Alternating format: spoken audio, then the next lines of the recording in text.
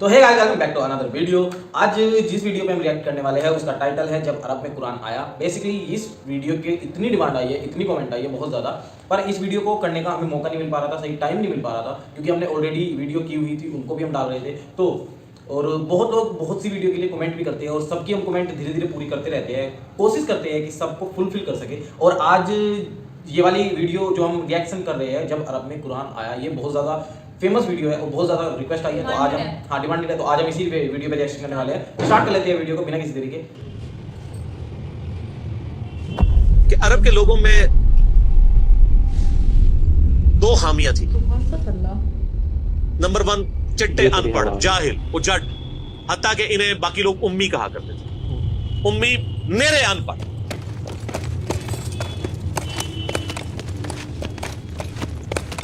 दूसरी खामी थी कि ये लोग आपस में लड़ते रहते थे, खानदानों के खानदान खत्म हो जाते थे। पानी पीने पिलाने के ऊपर झगड़ा हुआ है तो 10 साल लड़ाई हो रही है। ये दो खामियां थी। नंबर 1 चिट्टे अनपढ़, नंबर 2 लड़ाकू लेकिन आपस में। लेकिन दो खूबियां भी थी। एक खूबी ये थी कि ये टफ माहौल के आदी थे, रेगिस्तान के रहने वाले,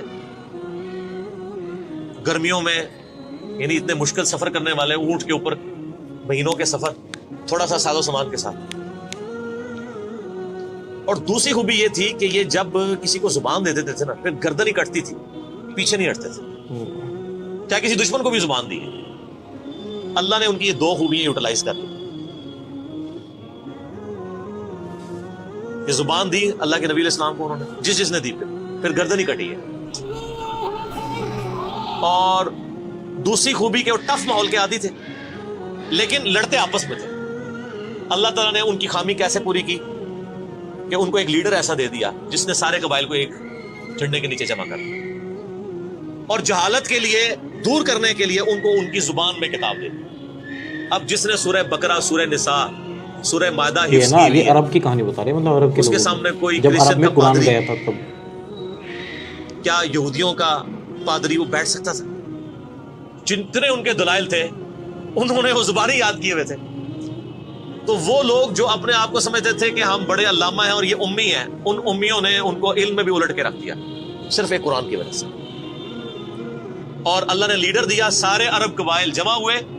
वो अरबी जो आपस में लड़ते थे, उन्होंने कभी ये सोचा भी नहीं था कि अगर हम एक झंडे के नीचे जमा हो जाए तो हम दुनिया की सुपर पावर्स को उलट सकते हैं, रोमन और पर्शियन एम्पायर। और देखें सर फिर कैसे उल्टा है उन्होंने। विद इन 17 ईयर्स हर चीज उड़ा के रख दी है। सदियों की सल्तनतें, लाखों की रिजर्व आर्मीज रोमन और पर्शियंस पूरी दुनिया पे घूमते कर रही हैं, जदीद असला है। और इधर ये बद्दू हैं जिनके पास ऊंट है, घोड़े हैं, तलवारें हैं। ना मंजरीक इन्होंने कभी देखी, ना इनके पास उस तरह के हाथी बड़े बड़े जो पर्शियंस के पास थे। बस चल पड़े, कलमा पड़ा और निकल खड़े हुए। फिर दुनिया ने देखा कि हर चीज को उलट के रखा, उन्हीं के असले उनसे छीन के उन्हीं को उलट दिया। वो सारी की सारी बिजली किसने भरी थी उनके अंदर? इस किताब में। ये किताब थी। किताब पढ़ते थे, ईमान ताज़ा करते थे। जिहाद का क्यों जिक्र है इतना कुरान के अंदर? क्योंकि अल्लाह ने एक ऐसी उम्मत उठानी थी जिसने तलवार के जोर पे उखाड़ना था रोमन और पर्शियन। हम मानते हैं कि इस्लाम तलवार के जोर पे फैला है, लेकिन ये तस्वीर का एक रुख है। तस्वीर का दूसरा रुख यह है कि जो बदमाश सदियों से दुनिया पे हुक्मरान थे और लोगों की रियाया का इस्तेहसाल कर रहे थे, अपनी रियाया का, उन पे उन्होंने इतने टैक्सेस लगाए हुए थे। उनको उखाड़ने के लिए क्या मीठी मीठी बातें चाहिए थी? तारिक जमीर साहब के लेक्चर्स ने रोमन और पर्शियन एम्पायर उखाड़नी थी। ये तो उन लोगों के लिए मुसलमान हो चुके हैं। बदमाश कब अपनी पोस्ट छोड़ते हैं? उनको फिर असले के जोर पे उखाड़ना था। और फिर अल्लाह ने सहाबा किराम की तलवारें मुसल्लत की उनके ऊपर। जब उखाड़ दी, फ्रीडम ऑफ एक्सप्रेशन मिल गया, फिर मामला सीधे हो गए। उस जमाने में बादशाह का दीन रियाया का दीन होता था। अगर कोई रियाया कहे ना कि मैं बादशाह के दीन से अलग होता हूं, कत्ल हो जाता था। आप बताइए ईसाईयत कैसे फैली है? ये तो सारे बुत परस्त थे। कॉन्स्टेंटाइन II, जिसके नाम पे कुस्तुतुनिया शहर था जो बाद में मुसलमानों ने फतह किया, सुल्तान मोहम्मद फातेह ने, टर्की वालों ने उस पर एक फिल्म भी बनाई है, उर्दू डबिंग के साथ है। एक ही नशीस में आप देख सकते हैं 2.5-3 घंटे। जो फिल्में देखते हैं उनके लिए, मौलवियों के लिए नहीं। हम तो देखते हैं भाई। उसने वो कुस्तुतुनिया फतह किया, फिर उसका नाम इस्तंबुल रख दिया। وہ کانسٹنٹائن 2 جو تھا وہ کرسچن ہو گیا تھا. چونکہ وہ کرسچن ہوا تو پوری رعایا 3 بر اعظموں میں پھیلی ہوئی وہ کرسچن ہو گئی. ایسے کرسچینٹی پھیلی. تو رعایا کو وہی دین رکھنا ہوتا تھا جو حکمران کا. پہلے حکمران بت پرست تھا, عیسائیوں پہ ظلم ہوتے تھے. بعد میں جب حکمران ہی مسلمان ہو گیا, اس زمانے ظاہر عیسائیت اسلام کا ہی نام تھا, تو سارے پیچھے اس امام کے. یہ بڑا خطرناک معاملہ تھا. دوسری طرف پرشین جو ہیں وہ آتش پرست تھے, ان کے نیچے آتش پرستی کا دین چل رہا تھا. تو یہ پھر ضرورت تھی کہ فریڈم آف ایکسپریشن دیا جاتا.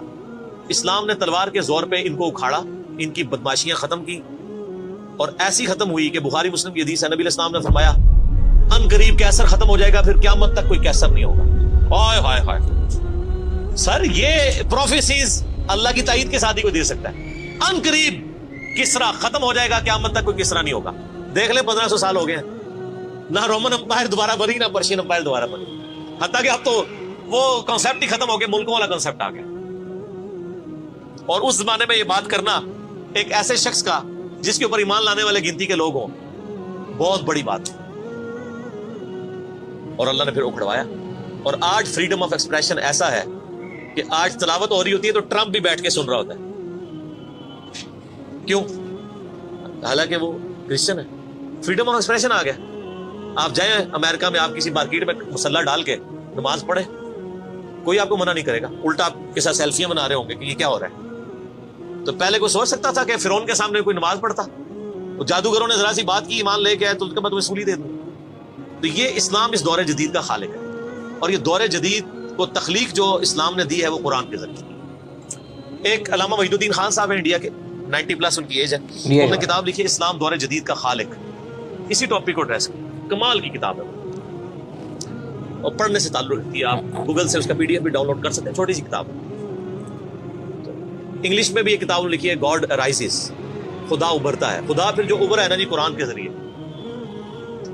خدا کو تو خیر مخلوق کی ضرورت نہیں ہے, لیکن مخلوقات نے جو تماشا بنایا ہوا تھا نا, اس تماشے کو ہمیشہ کے لیے اللہ تعالیٰ نے اپنے پیغمبر امام اعظم سیدنا و مولانا محمد رسول اللہ صلی اللہ علیہ وآلہ وسلم کے ذریعے شرک کا خاتمہ کر کے قیامت تک کے لیے جو دین اسٹیبلش کیا اس کتاب کے ذریعے.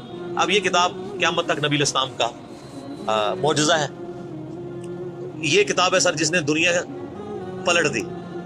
اور یہ وہ کتاب ہے جو ہم صرف اپنی بچی کو جب رخصت کرنے لگتے ہیں نیچے سے گزارتے ہیں, ٹھیک ہے, اور چوم کے غلاف میں رکھ دیتے ہیں. اس سے زیادہ اس قرآن کو ہم کوئی اہمیت نہیں دیتے.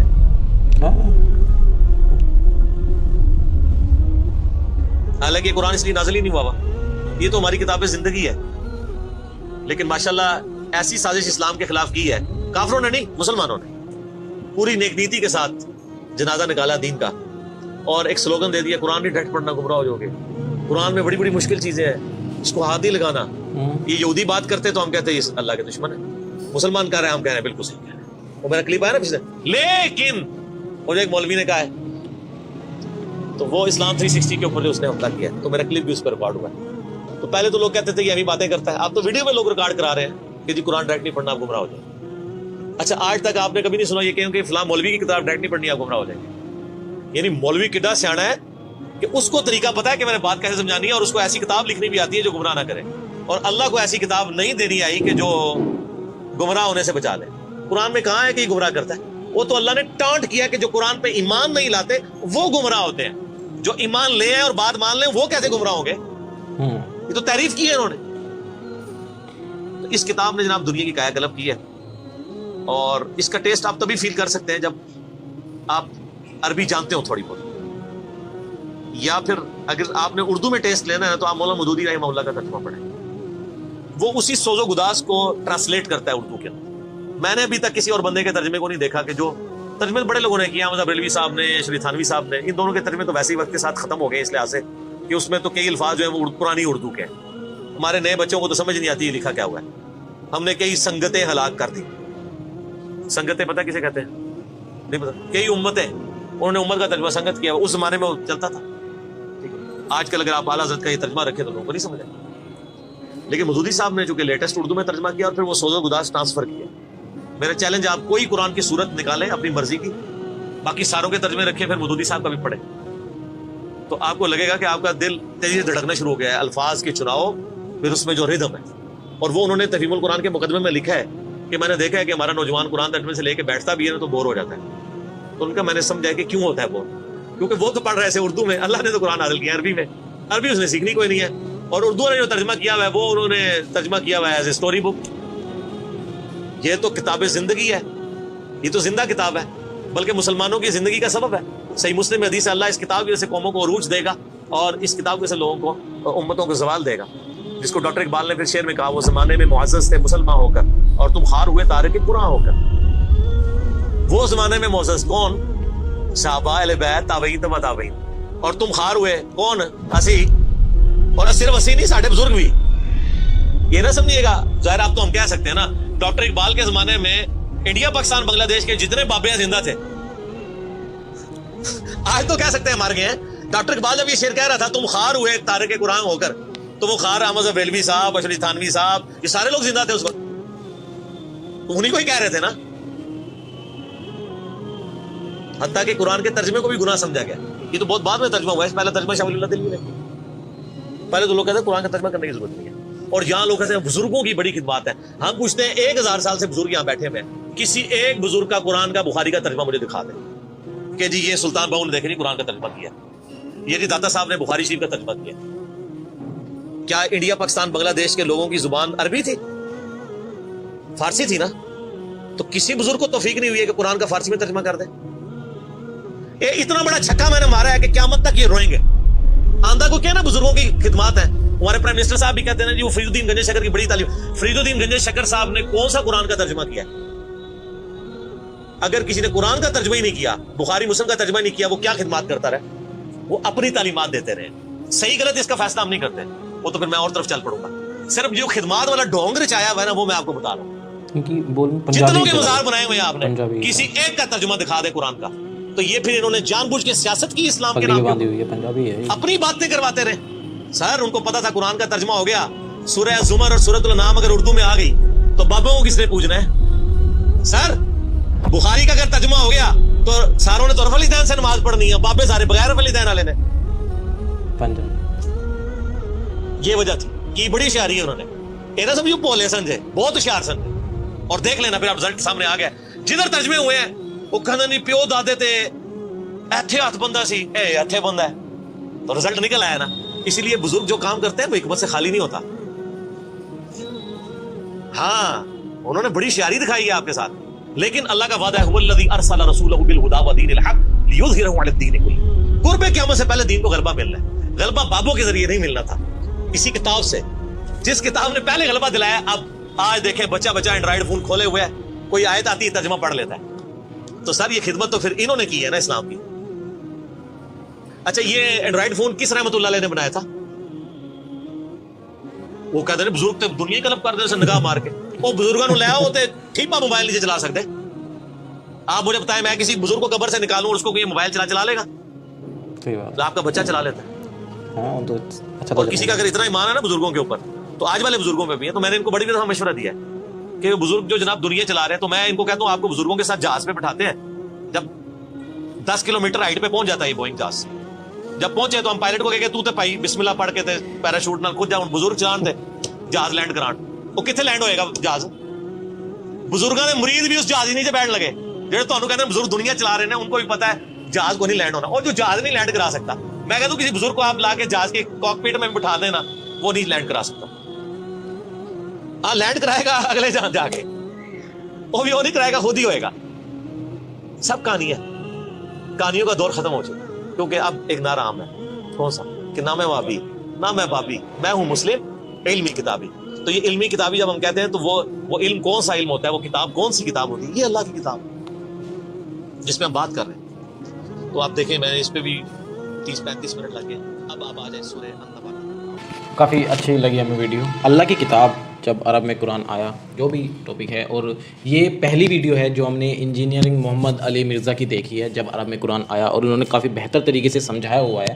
है ना, और हमें काफ़ी इंटरेस्ट आया, कमेंट आ रही थी ना, हाँ कमेंट आ रही थी तो और फिर इसलिए हमें मैंने- काफ़ी इंटरेस्ट आया समझ। एक्चुअली पता होता क्या है, क्योंकि इन वीडियोस को देखते हैं ना कुछ हमें नया सीखने को मिलता है हर वीडियो से, हर एक वीडियो से हमें कुछ ना कुछ नया सीखने को मिलता है, और ये हमें बहुत ही ज़्यादा पसंद है कि इस तरह की वीडियोस पे हम और ज़्यादा रिएक्ट कर पाए। आप लोग कमेंट करिए कि हमें और ज़्यादा सीखने के लिए और ज़्यादा समझने के लिए किस तरह की वीडियो देखनी चाहिए और कौन सी वीडियो पे रिएक्शन करना चाहिए, तो आप लोग बताइएगा कमेंट करके। और ये वाली वीडियो से हमें बहुत कुछ सीखने को मिलेगा। इन्होंने मतलब काफ़ी चीज़ों के बारे में बताया, बच्चों के बारे में बताया, तारिक जामिल जी के बारे में बोला है बीच में, और अरबियों के बारे में बोला है, अरबी लोगों के बारे में हमें जो भी थोड़ा बहुत पता चला है। देखो इन्होंने 4 बातें बताई थी कि वो मतलब कमियां क्या है, 2 कमियां और 2 खामियां, तो कुछ ना कुछ तो सीखने को मिलता है, बहुत मज़ा आता है, इसलिए अच्छा लगता है। और ये वाली वीडियो यहाँ पे ख़त्म हो चुकी है। और हाँ, और गाइज अगर आप नए हो चैनल पे तो आपको मैं बता दूं हमारा एक नया चैनल बना है अभी, जिसका मेकिंग ब्लॉपर्स नाम है, डिस्क्रिप्शन में लिंक है, आप चले जाइए, उस पर एक ही वीडियो पड़ी हुई है क्योंकि हमने जस्ट अभी डाली लाइक करिए है। हाँ उसको भी, पहली वीडियो पड़ी हुई है, सब्सक्राइब शेयर कीजिए, हमारा सबका ही है वो, हमारे बड़े भाई भी है उसके अंदर पर। और आप लोग देखिएगा उस चैनल को, आपको कैसा लगा वो चैनल, सब्सक्राइब कर लीजिए चैनल को, क्योंकि उस पर वीडियो आती रहती है, आएगी एक्चुअली। और लाइक कर दीजिए, कमेंट कर दीजिए, और इस वाली वीडियो को शेयर कर दीजिए जितना ज़्यादा हो सके, क्योंकि ये वीडियो बहुत अच्छी है लिटरली, और बहुत लोगों को देखना चाहिए। हाँ, और बहुत लोगों को देखना भी चाहिए, ये वाली वीडियो बहुत अच्छी है। तो आप लोग बताइए आपको ये कैसी लगी वीडियो, एंड ये वाली वीडियो हमारे देखने के लिए thank you, and tata bye bye and take care.